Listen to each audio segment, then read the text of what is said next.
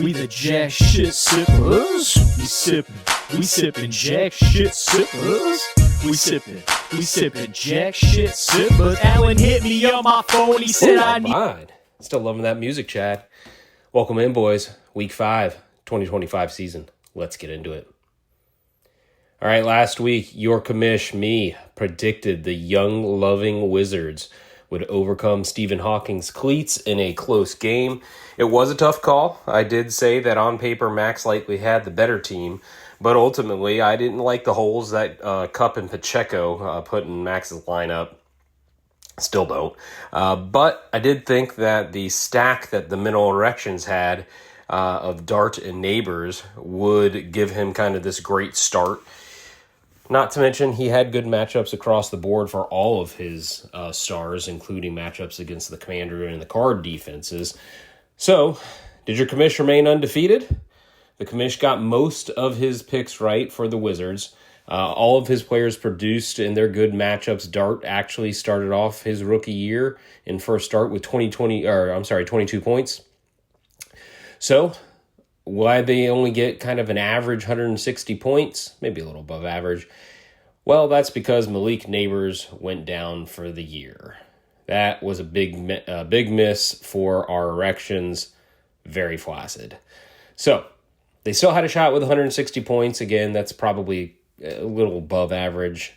But anyway, considering Max had these two holes in his lineup, they had a shot. However, Cup and Pacheco weren't total duds this week. They gave him 20 points, so that kept him afloat. But that's not what we're here to talk about. His QBs combined for 45 points. That's solid, right? Just a good solid 22-point average. But Puka on his own exploded for 36 points. He is by far the best wide receiver in fantasy thus far at the quarter pole point.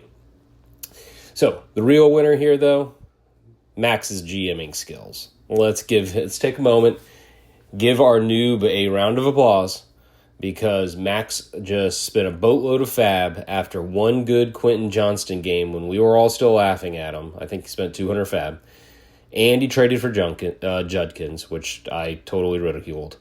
And those two combined for 44 points, which is basically as much as his quarterbacks. That gave Max 192 points, giving your commish, me, my first failed prediction of the season. I am 3-1 on the season. Max also moves to 3-1 on the season, and the Wizards remain winless at 0-4. So, let's see if your commish can get back to his winning ways. Let's move on to week 5. This week we have Draft Bros, Crawfish Man, and Steve's Vikings. Here's the tail of the tape. My draft boy, Crawfish Man Cooper, is 2-2 on the season. He is 7th in the rankings and projected for 147 points this week. While our defending champ, Steve the Viking, is winless. That's right, our champ is in 11th place. It is not a matter of scoring a lot of points. I mean, he is 7th, so he's not 11th, but he is just not having a very good season. Now, per usual, the Vikings started off the week with a bang. He acquired Bijan.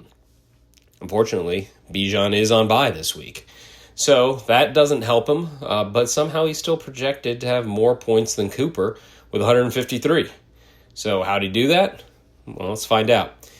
At quarterback, Cooper is rating the Vikings villages with the overachieving Herbert, but the underachieving Bo Nix. I'm having fun cheering on the Chargers offense this week, or this year. We all kind of hope for it every year. It never seems to work out. But I would be lying if I told you I wasn't a little worried about their offensive line situation. They lost another lineman last week. That is 3 offensive line starters out for the year. Now, I'm trying to put those fears aside because Herbert gets a pretty bad Washington defense. They're bottom 7 in pretty much everything. Yards, points allowed, etc. But the one stat that they are okay in actually is points allowed. They're middle of the pack. Herbert should score here. AI has him at 23 points, and I would actually take the over on that, considering that Vegas has the over-under line at 48 points. So I like Herbert. He's good until the Chargers don't put it together. Herbert should continue to be a top quarterback. Now, Bo is interesting. The Broncos seem to be a competent team, and I say that hesitantly, but they do. But Bo is all over the place. He has ranged with 10-point games to 33-point games already this season. The problem here is Denver is going to Philly this week. AI has him at 20 points.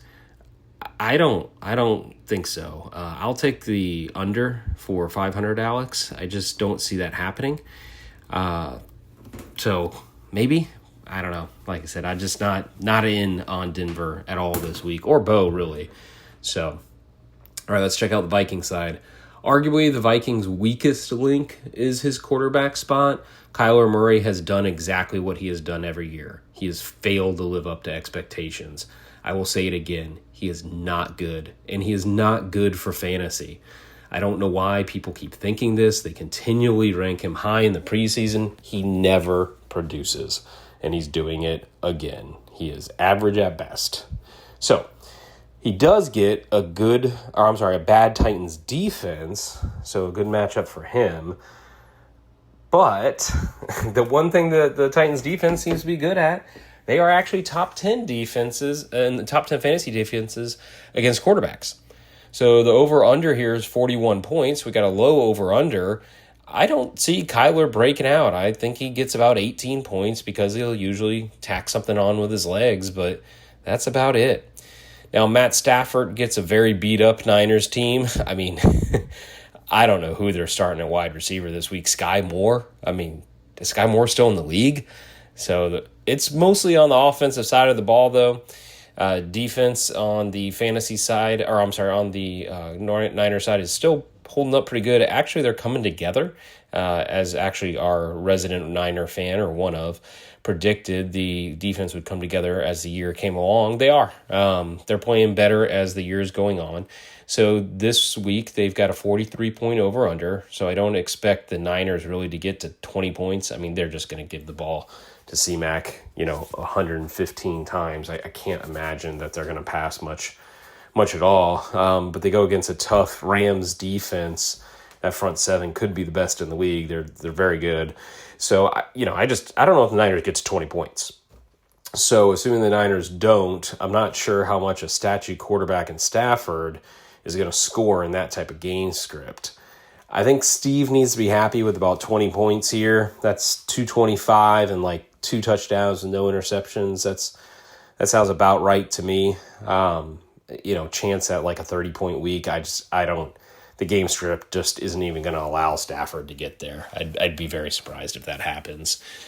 So while I dogged Bo Nix, I'm going to give the edge to Cooper. The Vikings probably have a safer floor, which I usually like, but I'm actually going to bet on Cooper's upside here. But I think it's close. I mean, if you want to bet on floor, I would take the Vikings. All right, running back. Now, this is where the party is for both teams. They are both starting running backs in the flex. It is our first true high team matchup for previews this year. So let's see who they're bringing. Cooper's got King Henry, Woody Marks, and he's got a stack with the Chargers. He has the rookie Omarion Hampton, so stacking that with Herbert. Now, let's start with the 6'5", 250-pound elephant in the room. King Henry has been more like Prince Henry. Check these stats out. Weeks 2 through 4, Henry has a total of just 114 yards. That's 3 games. He's averaging only 1 yard before contact. He's getting to the line and getting stuffed. And then after he gets hit, he's only averaging 2.3 yards per contact. His explosive play rate, which is defined as any play over 15 yards, is one of the worst in the league. But here's the worst stat. He has 3 fumbles in his last 42 touches. You have to go back to his previous 653 carries to find 3 more fumbles. 653. I don't know what's wrong here, But what's even worse is the Ravens' offense is bad. With Lamar was bad. The Ravens' offense is 31st in explosive plays. They are 29th on the offensive line in quarterback pressures allowed, and they are 27th in run stuffs allowed. They're not good. Now, on the defensive side, a couple weeks ago, I previewed Baltimore a little bit, and I was like, I don't think their defense is that bad. Well, what I wasn't paying attention to, they've lost a lot of starters, and they've lost both of their defensive tackle starters, one of which is a true pro bowler, probably one of the best in the league. So due to injury, the Baltimore's defense is now second worst in the league. Second worst. So we all know playing from behind just doesn't bode well for King Henry. He can't catch. I mean, he's great. He just can't catch. Game strips last year were in his favor, and he took advantage. So, yeah, you can call me very worried about Derrick Henry, especially in a Ravens offense without Lamar. I think he's out now until week 8 is the guess. I mean, at the very least, he gets an average Houston defense, but yeah, I'm worried here. Now, luckily, Cooper, you do get Woody Marks to play against this bad Ravens defense, so maybe you make up some points here. Marks got 23 touches last week, so that really seems to have supplanted him over Chubb. AI only has him going for 9 points. Like, AI, are you drunk? Like, go home. Like, no way. Like, he will definitely have more than 9 points. So maybe you make up some points there, but still very worried. Now, let's talk about your stack. You got Hampton. Now, the worry meter coming off of the first 2 weeks was very high. Hampton combined for only 10 points. Looked like Najee might grab some playing time, and then Najee got hurt. So, the last 2 weeks, with no Najee, Hampton has combined for 50 points. Cooper would love to see a receiving touchdown thrown to Hampton, to complete his stack, which I don't think is impossible. He's averaged 6 catches a week the past 2 weeks. So I'll pin him for 15 points, but, hey, he's on the rise. Now, the Viking brings in the 2 golden boys from last year, Saquon and James Cook, along with Rachaad White. Now, it looks like Bucky isn't starting this week, so I am going to go with that and assume that Rachaad does play, or does start, or maybe splits with Sean Tucker, but he gets playing time. So the Viking got really lucky with that because due to bye weeks and injury, he doesn't have another player on his roster he can play. His whole bench is on bye or injured. So AI only has Rachaad going for 9 points. I don't think it's factoring in him starting yet. So he will definitely be over that. Now, not because he's good. I think I made this clear last year, but let me make it clear again. Rachaad White sucks at football. He is bad at football in any metric. He's terrible. He's not even close to league average. Last year, he was outside of the top 32 running backs to qualify, so he was worse than most backups. He's terrible. He's bad at football. He does one thing. He catches passes. Now, when he catches that pass, he doesn't do anything with it, but he catches it. So, that being said, can Baker scam Rachaad into some points? Sure. Yes, I think he can score over 9 points in fantasy, but it's a scam. He sucks. Anyway, we'll move on. I feel pretty strongly, generally, that players who hold out are going to be bad, at the very least on average. There's always outliers. So it usually holds true. So with James Cook, this guy picked up right where he left off. In fact, he's better despite the holdout. While it may not be normal, he's doing it. He hasn't missed a single week yet scoring 20 points. That's awesome. Joe Brady's offense is slow, methodical, and they have made the odd decision to run the offense not through their star quarterback, Allen, but through Cook. And instead of giving all of the goal line work to Allen, they're now giving it to Cook. So until that changes, Cook is a top 5 running back every single week, regardless of an opponent. He's just getting the work. And to be, fair to him, he is doing, well when he gets the work. Previously, he just didn't think you were going to get it because Allen did everything. So good for Cook. He's very good this year and will continue to be. Then we have Saquon. Similar to Henry, he is not what he was last year. The Eagles' offense is bad. They led the league in 3 and outs as of last week. Saquon has the 2nd worst yards per carry in the league. Yikes. Now, the only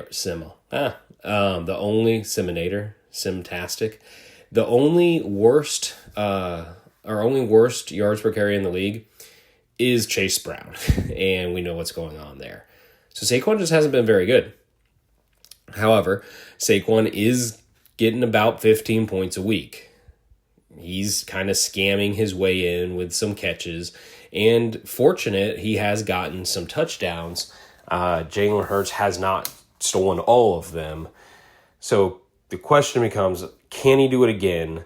The Eagles have, this is a fun stat, the Eagles have been have had less offensive yards every single week, yet they haven't lost a game. It's crazy what they're doing. It really shouldn't hold up. But we'll see. That's more of a real football conversation. So can Saquon get 15 points this week? Well, the question is, can he do it against Denver? Well, I don't see a breakout coming, but I think he can scam his way to 15 points. If he doesn't get a touchdown, that might be tough. But yeah, he might not. Yeah, this is a tough one. But I'm still going to give the edge to the Viking, and I'm actually going to do it pretty convincingly, despite my kind of negative take there on Saquon, mostly because I'm very worried about Henry with no Lamar Jackson this week. I mean, geez, I can't say bench King Henry, but man, I'm worried if I'm Cooper. Actually, I have him in 2 of my leagues. I'm worried. All right, moving on here to wide receiver. Now, Cooper is living the same life as I am in my other 2 quarterback league. It's called the I just can't bench Jamar Chase life. Trust me, Draft Bro, I know the feeling. Now, you do bring Keenan Allen and Trey Tucker, but I've got an Allen, you must be crazy thought of the week. Look, the Bengals have to get something going. They have been atrocious the past 2 weeks on offense. They're at home, and they're playing the Lions. That defense is about to get completely shredded. I mean, the Bengals defense is about as weak as the Vikings 0-4 fortress this year. It's made of paper mache. So if the Bengals know that they got to put up points, why would there be any game plan that doesn't include getting Chase 15 plus targets? I mean, you have to. I don't care if you're throwing them slants. I don't care if you're throwing them the ball behind the line of scrimmage. You've got to get him the ball and hope something happens so you can keep up. Whether or not they do, I don't know. But I think Chase gets enough work this week that he nabs 20 points at home. So call me crazy. That's Allen's kind of call for the week. But hold, Allen has another call. So Keenan Allen completes Cooper's super stack. He has 3 offensive players from the Chargers. That's playing with fire every single week. So far, he's picked the right offense to do it with. I mean, they're doing very well. But I have a second crazy call. Ladd McConkey has been bad. There is no other way to put it. When you look at the advanced metrics, he's still doing very well in terms of being a good receiver, but he has drawn more double teams than any player in the NFL. So could that continue to happen? It could. So I don't have any crazy stats to back this up at all, but I just think this is a classic kind of narrative of a get-right game. You're playing Washington. You got to get someone involved. I think they just try to get him involved this week. I think they design an offensive plan around him. Much more confident in like my King Henry take, my Chase take. But I think Keenan has a down week mostly because Ladd gets going. All right. Lastly, Cooper brings Trey Tucker. Look, he had his 40-point moment in the sun. Good for him. It's a game you'll remember forever as a person, as a fantasy player. I don't care. Geno has thrown in 2 games, 0 touchdowns and 6 picks in 2 games. We're only 4 games into the season. So, obviously, Trey Tucker had terrible games those weeks. So, against Indy's defense, maybe they give up the 4th most points, to fantasy wide receivers. So maybe pencil him in for 5 for 50. But that's Jacoby Meyer territory. And Brock Bowers is still hurt. Maybe he doesn't play. I think he's going to play hurt. So maybe Trey sees more work, but that's all hoping. All right. Moving on to the Viking. The Viking brings Tet, Xavier Worthy, and Wan'Dale Robinson. There is not a lot of star power in this group, but they are consistent producers, and I think they got TD upside this week. So, is Bryce Young terrible? Yes. Is Miami's defense terrible? Also yes. Does Tet get at least 10 targets this week against Miami? Again, yes. So, if you're getting 10 targets against this Miami defense, you should get at least 12 points is my guess. And I'm actually guessing he pulls in his first touchdown of the year. Now, last I checked, Rashee Rice isn't back, but Worthy is. Worthy came back last week and he scored 17 points. That's his first game, and the first game that Mahomes finally looked like he was back. He blew up last week. The Jags defense, who they get this week, has been much better than expected. Cameron has to be excited about that. I am, as a Jacksonville resident. But the Jags get KC on Monday night. Sorry, Cameron, but until the Jags show they are ready for the spotlight, my money is certainly on Mahomes in the spotlight of an island Monday night football game. So, what does that mean? I think Worthy gets going, and I don't see how he doesn't score a touchdown this week. Wan'Dale is also a bit of a mystery now that Neighbors is out, but here's Alan's thoughts. Wan'Dale is the king of short routes. Last year, God, it was terrible. He had 100 balls, 93 or something, less than 700 yards. He was the king of scamming his way into fantasy PPR points. 2 weeks ago with Russ, he had his biggest game of his career because he was running a bunch of deep routes that hit. Well, now with Neighbors out, Slayton has to come in. That's just who's going to play. Slayton, just as a wide receiver, is going to run deep routes. That's just what he's going to do. He's a one-dimensional wide receiver. So that means I think Wan'Dale goes back to exactly what he did last year. But I don't think that's a bad thing from a fantasy perspective. It might be for the Giants in real life. But I think those short routes, I think that means that Dart is going to have a first read kind of shallow because he's a rookie quarterback. I think Wan'Dale goes back to that PPR scam, and you can count him in for 10, 12 points every week. You pray you get one of his 4 touchdowns on the season, but I don't think there's any way to predict that. So, yeah, Wan'Dale should just be, solid. All right. So who gets the edge there? I'm taking the Vikings, and I'm taking the Vikings pretty significantly. Maybe Chase has a 40-point week or something, but not calling that. All right, moving over to tight end. Normally I gloss over tight end, but this week we've got a good matchup. Cooper has Jawan Johnson, probably the biggest surprise at tight end this year. He's averaging, prior to last week, 10 targets a game. Rattler is targeting 2 players. It is Olave and Johnson. And he's doing it all on the short routes. So Rattler, I guess better than expected. We'll go with that, Cooper. But, he is not proven to be a great quarterback. He's throwing a lot of short routes. But basically no one else is getting targets, and that includes Kamara. He's gotten 4 a game. So Jawan is going to get a lot of targets every week. Yeah, I like that. And when he's got a chance to fall into the end zone against the Giants, I think Jawan has a good, solid 10-point-ish week, and you hope he gets into the end zone. But here's what I really wanted to talk about was Hunter Henry. So Steve brings Hunter Henry. He's one of our resident Pat fans. Somehow he ends up with him. I bet Steve is glad he did. Now, I won't pretend to understand why, but this offense looks like it's kind of running through Henry. The Pats are running this traditional two tight end offense. I mean, there's no creativity at all. There's no motions, no shifts. It's just 1995 style football. Well, the wide receivers aren't getting many targets. Diggs did finally have one game, but they're not getting many targets. The first look in the red zone every single time is Hunter Henry. So May, I did a podcast a couple weeks ago where May was starting.